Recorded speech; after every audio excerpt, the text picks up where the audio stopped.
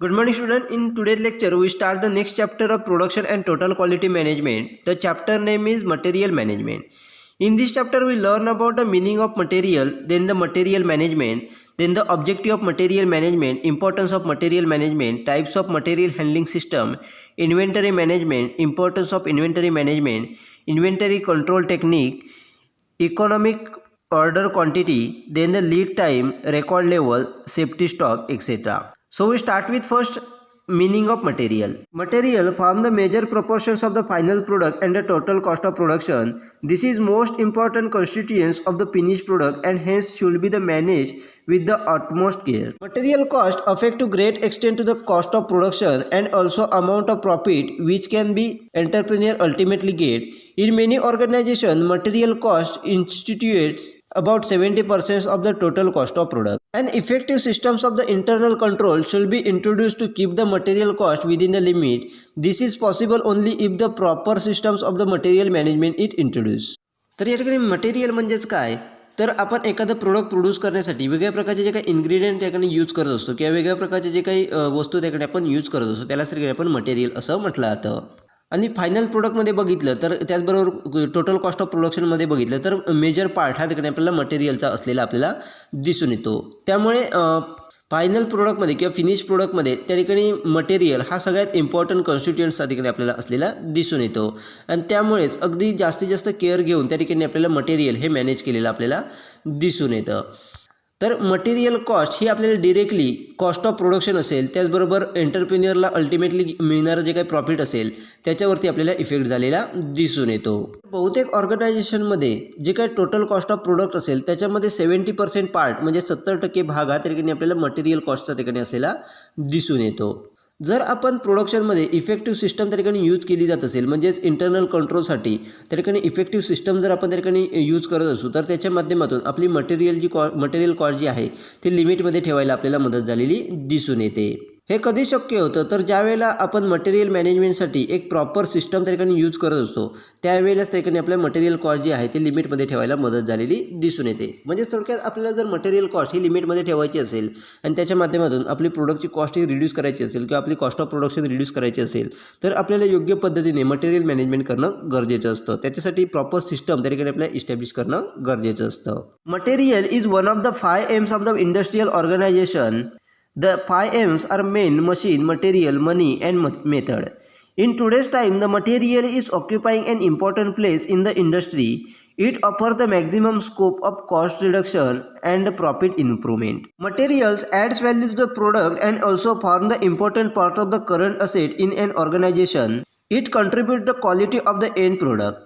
There are the certain reasons for the popularity of the material are as follows. म्हणजे सगळ्यांनी आपल्या लक्षात येईल की मटेरियल हा इंडस्ट्रियल ऑर्गनायझेशनमधील 5 M मधील सगळ्यात महत्त्वाचा फॅक्टर त्याकडे आपल्याला असलेला दिसून येतो. तर 5 M कोणकोणते आहेत तर मेन, मटेरियल, मशीन, मनी आणि मेथड हे 5 M त्या ठिकाणी आपल्याला इंडस्ट्रियल ऑर्गनायझेशनमध्ये असलेले दिसून येतात. त्यामधील मटेरियल हा सगळ्यात इम्पॉर्टंट M त्या ठिकाणी आपल्याला असलेला दिसून येतो. कारण याच्या माध्यमातून त्या ठिकाणी आपल्याला प्रोडक्शन कॉस्ट जी आहे ती रिड्यूस करायला आपल्याला मदत झालेली दिसून येते. त्याचबरोबर आपलं प्रॉफिट जे आहे ते इम्प्रूव्ह करायला मदत झालेली आपल्याला दिसून येते. त्याचबरोबर मटेरियलच्या माध्यमातून आपलं जे काही प्रोडक्ट आहे त्याच्यामध्ये व्हॅल्यू ॲड करायला देखील मदत झालेली दिसून येते. त्याचबरोबर आपल्या ऑर्गनायझेशनचे जे काही करंट असेट आहे त्या करंट असेटमध्ये इम्पॉर्टंट पार्ट त्या ठिकाणी आपल्याला मटेरियलच्या ठिकाणी असलेला दिसून येतो. त्याचबरोबर आपलं जे काही एंड प्रोडक्ट असेल त्याची क्वालिटी मेंटेन करण्यासाठी देखील आपल्याला मटेरियलची मदत झालेली दिसून येते. तर या ठिकाणी काही फॅक्टर आपल्याला दिले ज्याच्या माध्यमातून त्या ठिकाणी मटेरियल हे पॉप्युलर का झालं तर त्याच्यामागची काही रिझन्स आपल्याला या ठिकाणी दिलेली आहेत. तर ते रिझन्स कोणकोणते आहेत ते आपण आता पुढे पाहणार आहोत. So the first is amount spend on the material is higher than the other input. म्हणजेच मटेरियलवरती स्पेंड केली जाणारी अमाऊंट ही इतर इनपुटपेक्षा त्या ठिकाणी आपल्याला जास्त असलेली दिसून येते. त्यामुळे मटेरियल हे प्रत्येक इंडस्ट्रीमध्ये आपल्याला पॉप्युलर झालेलं दिसून येतं. Next is it offer the considerable scope of the reducing cost and improving profit. म्हणजे सगळ्यांनी मटेरियलच्या माध्यमातून आपल्याला प्रोडक्शन कॉस्ट जी आहे ती रिड्यूस करायला मोठ्या प्रमाणात मदत झालेली दिसून येते. त्याचबरोबर आपलं जे काही प्रॉफिट जे आहे ते इम्प्रूव्ह करायला देखील आपल्याला मोठ्या प्रमाणात स्कोप हा त्या ठिकाणी मटेरियलच्या माध्यमातून निर्माण झालेला दिसून येतो. Next is improving return on investment depend upon the effective utilisation of material. म्हणजे जर आपण मटेरियलचं इफेक्टिव्ह युटिलायझेशन केलं तर रिटर्न ऑन इन्व्हेस्टमेंट जे आहे ते देखील आपल्याला इम्प्रूव्ह करायला मदत झालेली दिसून येते. Next is materials adds value to the product. म्हणजे सगळी मटेरियलच्या माध्यमातून त्या ठिकाणी प्रोडक्टची जी काही व्हॅल्यू असेल ती वाढवायला देखील आपल्याला मदत झालेली दिसून येते. म्हणजेच आपण ज्या क्वालिटीचं मटेरियल त्या ठिकाणी यूज करत असतो त्याच्या माध्यमातून आपल्या प्रोडक्टमध्ये जास्तीत जास्त व्हॅल्यू ॲड करायला मदत झालेली दिसून येते. Next is increasing demand for the ensuring environment safety.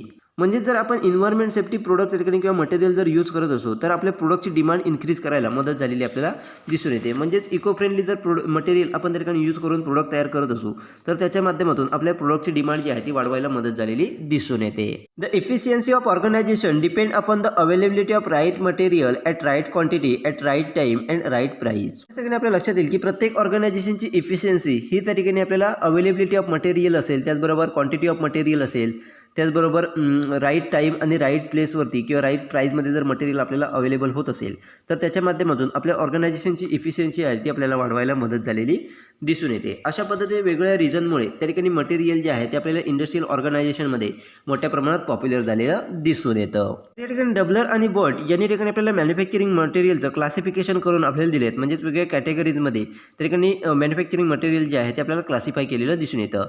मग त्या कॅटेगरी कोणकोणत्या आहेत ते आपण आता पुढे पाहणार आहोत. So the first is raw material that the company convert into process part.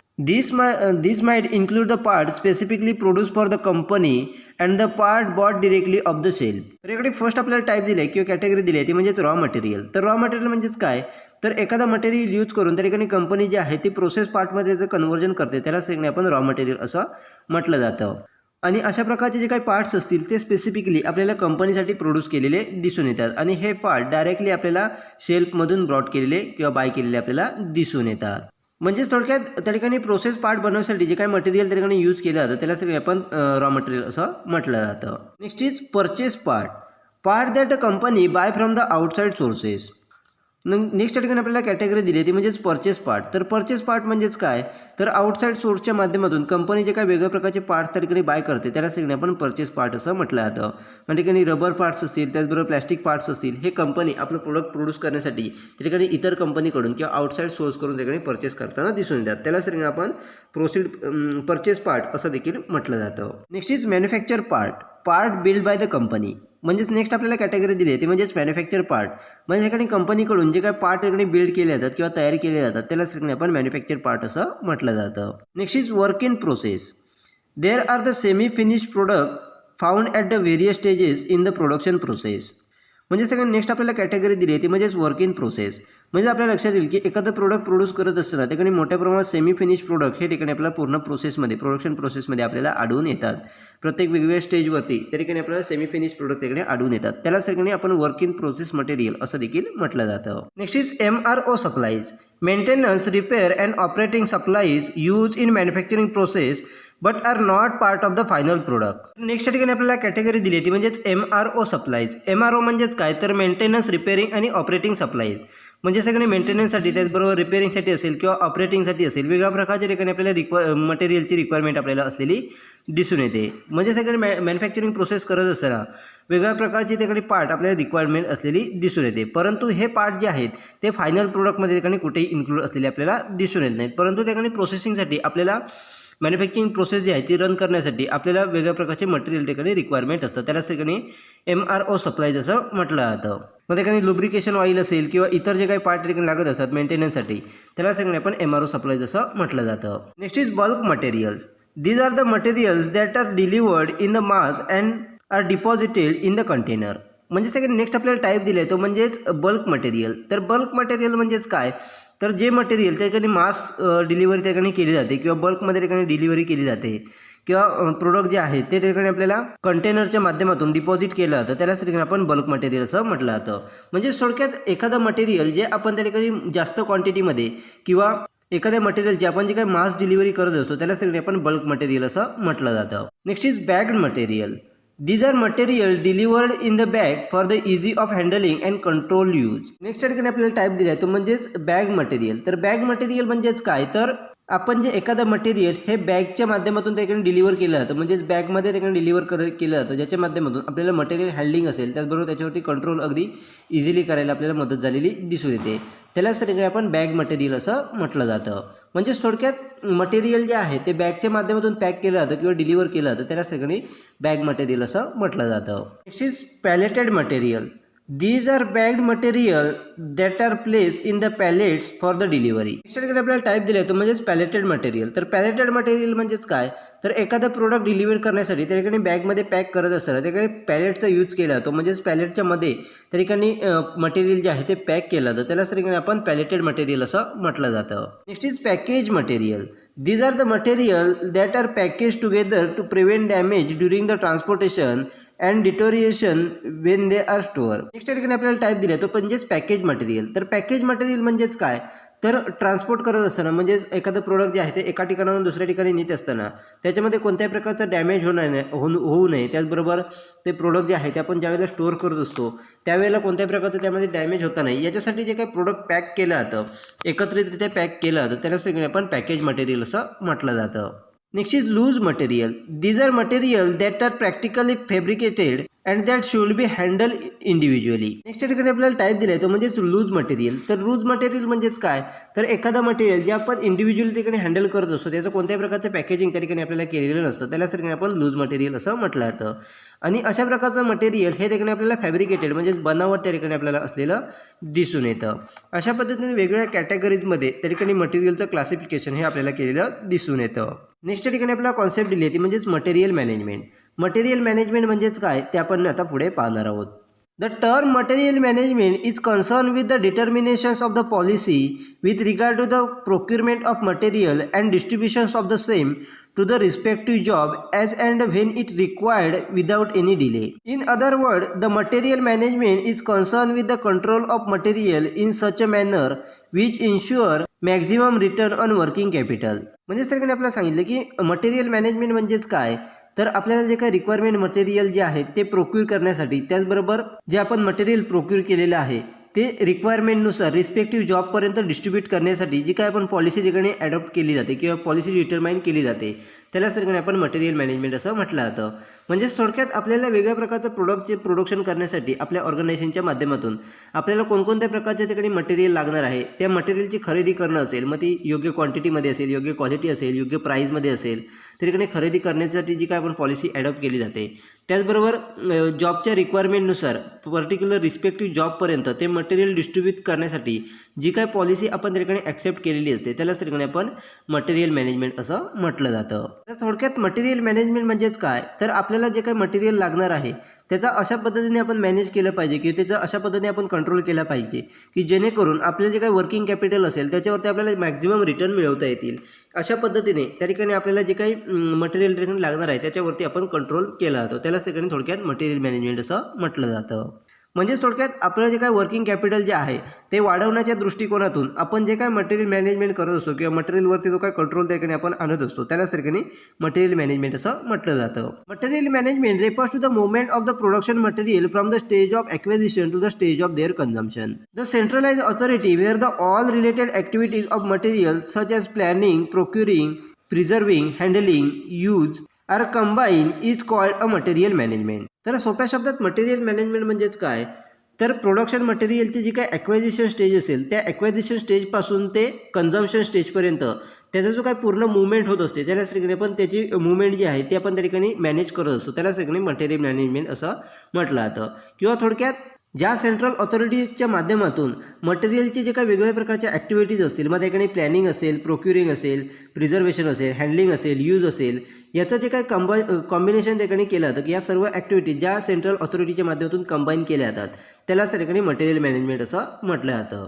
म्हणजेच आपल्या लक्षात आलं असेल की मटेरियल मॅनेजमेंट म्हणजेच काय, तर आपण जे काही प्रोडक्शन करण्यासाठी थोडक्यात मटेरियल यूज करत असतो त्याचं योग्यरित्या ठिकाणी प्लॅनिंग करणं, त्याचं प्रोक्युरमेंट करणं असेल, त्याचबरोबर त्याचं योग्यरित्या प्रिझर्वेशन करणं असेल, त्याचं योग्यरित्या हँडलिंग करणं असेल आणि त्या मटेरियलचा योग्य पद्धतीने उपयोग करणं असेल आणि त्याच्या माध्यमातून आपलं जे काही वर्किंग कॅपिटल रिटर्न जे आहेत ते कशा पद्धतीने मॅक्झिमाइज करता येईल, त्याचबरोबर वेस्टेज आपल्याला कशा पद्धतीने कमी करता येईल, त्याचबरोबर आपली जे काही प्रोडक्शन कॉस्ट जे आहे ते कशा पद्धतीने कमी करता येईल याच्याकडे फोकस केला जातो, त्यालाच आपण मटेरियल मॅनेजमेंट असं म्हटलं जातं. The fundamental objective of material management function is called the 5 R's of material management.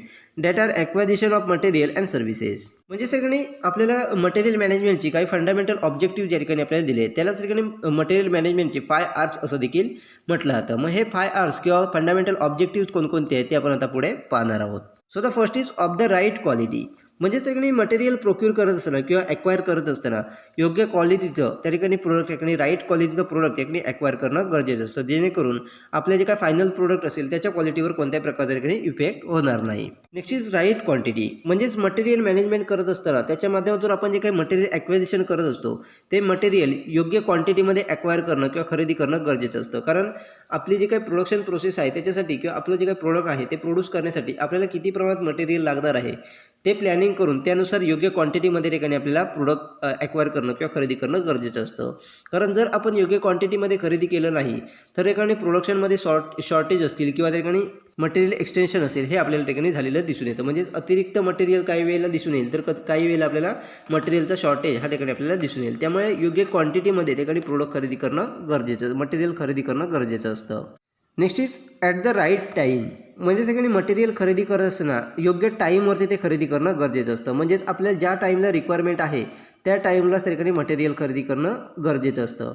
म्हणजेच फॉर एक्झाम्पल समजा एखादी रेनकोट मॅन्युफॅक्चरिंग कंपनी असेल तर त्यांचा मेन सीझन असतो तो म्हणजेच पावसाळ्यामध्ये मोठ्या प्रमाणात रेनकोटची खरेदी असते आणि त्याचं प्रोडक्शन हे आपल्याला समर सीझनपासून करणं गरजेचं असतं, तरच आपण रेनी सीझनमध्ये रेनकोट त्या ठिकाणी मार्केटमध्ये उपलब्ध करू शकतो. आणि जर समजा आपल्याला त्या ठिकाणी मटेरियल जे लागणार आहे ते आपल्याला ज्या वेळेला आपण प्रोडक्शन करणार आहोत त्या टाईमला ठिकाणी आपल्याला अवेलेबल होणं गरजेचं असतं. म्हणजे समर सीझनमध्ये त्या ठिकाणी आपल्याला मटेरियलची रिक्वायरमेंट असते. आणि जर आपण त्या ठिकाणी मटेरियल जे आहे ते रेनी सीझनमध्ये ऑर्डर केलं तर आपलं जे काही प्रोडक्ट आहे ते मॅन्युफॅक्चरिंग होऊन मार्केटमध्ये येईपर्यंत आपल्याला रेनी सीझन हा संपलेला दिसून येतो. त्यामुळे योग्य टाईमवरती ठिकाणी मटेरियल ॲक्वायर करणं किंवा खरेदी करणं हे देखील तितकंच इम्पॉर्टंट असलेलं आपल्याला दिसून येतं. Next is from the right source. म्हणजे ठिकाणी मटेरियल खरेदी करत असताना योग्य सोर्स करून त्या ठिकाणी खरेदी करणं गरजेचं असतं, जेणेकरून कोणत्याही प्रकारच्या क्वालिटीमध्ये कॉम्प्रोमाइज होणार नाही. त्याचबरोबर योग्य क्वांटिटीमध्ये त्या ठिकाणी आपल्याला प्रोडक्ट त्या ठिकाणी प्रोव्हाइड होईल. त्याचबरोबर त्या ठिकाणी प्राईस बेनिफिट देखील आपल्या ठिकाणी झालेले दिसून येतात. Next is at the right price. म्हणजेच ठिकाणी मटेरियल खरेदी करत असताना योग्य प्राईजवरती आपल्याला खरेदी करणं गरजेचं असतं. म्हणजेच जेवढी प्राईस मार्केटमध्ये आपल्याला अवेलेबल होईल, जेवढ्या कमी प्राईजला ठिकाणी मार्केटमध्ये आपल्याला प्रोडक्ट मटेरियल खरेदी अवेलेबल होईल त्या प्राईजला खरेदी करणं गरजेचं असतं. कारण कसं तर त्याच्या माध्यमातून त्या ठिकाणी आपल्याला आपले जे काही प्रोडक्शन कॉस्ट जे आहे ते रिड्यूस करायला आपल्याला मदत झालेली दिसून येतात. त्यामुळे मटेरियल खरेदी करत असताना त्या ठिकाणी क्वांटिटीमध्ये कोणत्याही प्रकारचं कॉम्प्रोमाइज न करता, क्वालिटीमध्ये कोणत्याही प्रकारचं कॉम्प्रोमाइज न करता जेवढ्या कमीत कमी प्राईजवरती आपल्याला प्रोडक्ट खरेदी करता येईल किंवा मटेरियल खरेदी करता येईल याच्याकडे आपल्याला फोकस करणं गरजेचं असतं. अशा प्रकारची वेगवेगळी फंडामेंटल ऑब्जेक्टिव्स ही ठिकाणी आपल्याला मटेरियल मॅनेजमेंटमध्ये असलेली दिसून येतात. तर या ठिकाणी आपल्याला मटेरियल मॅनेजमेंटचे डेफिनेशन्स दिले आहेत. तर ते डेफिनेशन्स कोणकोणते आहेत, कोणी दिले आहेत ते आपण आता पुढे पाहणार आहोत. So the first is Bailey and Farmer. The management of the flow of material in to the organisation to the point where those material are converted in to the firm and product. तर याकडे first आपल्याला definition दिली आहे ती म्हणजेच Bailey and Farmer. तर Bailey आणि Farmer यांनी त्या ठिकाणी आपल्याला मटेरियल मॅनेजमेंट म्हणजेच काय ते सांगितलं आहे. तर त्यांच्या मते मटेरियल मॅनेजमेंट म्हणजेच काय, तर ऑर्गनायझेशनमध्ये ज्या पॉईंटवरती मटेरियलचं त्या ठिकाणी फर्म अँड प्रोडक्टमध्ये कन्व्हर्जन होत असतं त्या पॉईंटपर्यंत मटेरियलचा जो काय फ्लो असतो तो आपण मॅनेज करत असतो, त्यालाच त्या ठिकाणी आपण मटेरियल मॅनेजमेंट म्हटलं जातं, असं बेली आणि फार्मर यांनी आपल्याला सांगितलेलं आहे. Next is N K. Nair. Material management is the integrated functioning of the various sections of an organisation dealing with the supply of materials and allied activity in order to achieve the maximum coordination.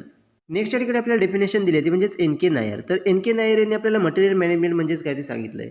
तर त्यांच्या मते material management म्हणजेच काय, तर ऑर्गनायझेशनमध्ये मटेरियलच्या सप्लायच्या related जी काही वेगळी फंक्शन्स असतात ते आपण इंटिग्रेट करत असतो, त्यालाच ठिकाणी मटेरियल मॅनेजमेंट म्हटलं जातं. त्याचबरोबर वेगळ्या प्रकारच्या ॲक्टिव्हिटीज ज्या आहेत त्या आपण एकत्रित करून त्या ठिकाणी मॅक्झिमम कोऑर्डिनेशन मिळवण्याच्या ठिकाणी प्रयत्न केला जातो व वेगळ्या प्रकारची जी काही फंक्शन्स आहेत ती एकत्र केली जातात, त्यालाच ठिकाणी मटेरियल मॅनेजमेंट असं म्हटलं जातं, असं एन.के. नायर यांनी आपल्याला सांगितलेलं आहे. Next is ballet define a material management as the process of planning, acquiring, storing, moving and controlling materials to effective use facilities, personal resources and capital. Next या ठिकाणी आपल्याला डेफिनेशन दिले ते म्हणजेच बॅलेट यांनी आपल्याला मटेरियल मॅनेजमेंट म्हणजेच काय ते सांगितलं आहे. तर त्यांच्या मते मटेरियल मॅनेजमेंट म्हणजेच काय, तर वेगळ्या प्रकारच्या फॅसिलिटीज असतील, त्याचबरोबर पर्सोनल असतील, त्याचबरोबर रिसोर्सेस असतील, त्याचबरोबर कॅपिटल असेल, त्याचा इफेक्टिव्हली यूज करण्यासाठी त्या ठिकाणी आपण जे काही मटेरियलचं प्लॅनिंग त्या ठिकाणी करत असतो, त्याचबरोबर ॲक्वायरिंग करत असतो, स्टोअरिंग करत असतो, मूव्हिंग करत असतो, त्याचबरोबर मटेरियलचं कंट्रोलिंग आपण त्या ठिकाणी करत असतो. या पूर्ण प्रोसेसला त्या ठिकाणी आपण मटेरियल मॅनेजमेंट म्हटलं जातं, असं बॅलेट यांनी आपल्याला सांगितलेलं आहे. अशा पद्धतीच्या वेगळ्या डेफिनेशन्स या ठिकाणी आपल्याला दिलेले आहेत. नेक्स्ट या ठिकाणी आपल्याला दिले ते म्हणजेच ऑब्जेक्टिव्ह ऑफ मटेरियल मॅनेजमेंट, म्हणजेच मटेरियल मॅनेजमेंटचे ऑब्जेक्टिव्ह त्या ठिकाणी आपल्याला दिलेले आहेत. त्यामध्ये 2 क्लासिफिकेशन केलेले आहे, primary objective and secondary objective. तर ही ऑब्जेक्टिव्ह कोणकोणते आहेत ते आपण नेक्स्ट लेक्चरमध्ये पाहणार आहोत.